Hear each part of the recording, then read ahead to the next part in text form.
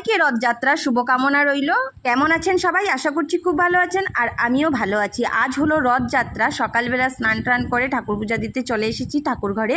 এইবার আমি আমার ঠাকুর ঘরটাকে খুব সুন্দর করে পরিষ্কার করে নেব। প্রথমে ঠাকুর ঘরটাকে মুছে নেব, তারপর ঠাকুরের বাসনগুলো মেজে নেব। আমি কিন্তু ঠাকুরের গান লাগিয়ে কাজ করতে ভীষণ ভালোবাসি, আর ঠাকুরের গান লাগিয়ে কাজ করলে মনে হয় যে শরীরে অনেক পজিটিভ এনার্জি পাওয়া যায়। শাশুড়ি মা আর বৌমা মিলে ঠাকুর পুজোটা দিয়ে নিয়েছি। আর ঠাকুরকে যা যা ড্রেস পরানো হয়েছে এগুলো কিন্তু শাশুড়ি মা নিজের হাতে বানিয়েছে, নিজে সেলাই করে বানিয়েছে।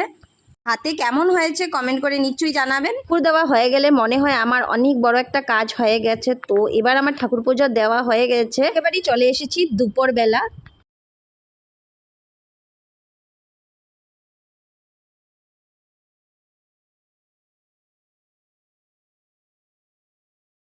বর এইদিকে ফর্মগুলো ফিল আপ করছে, আর আমি মেয়েকে কোলে নিয়ে বসে আছি।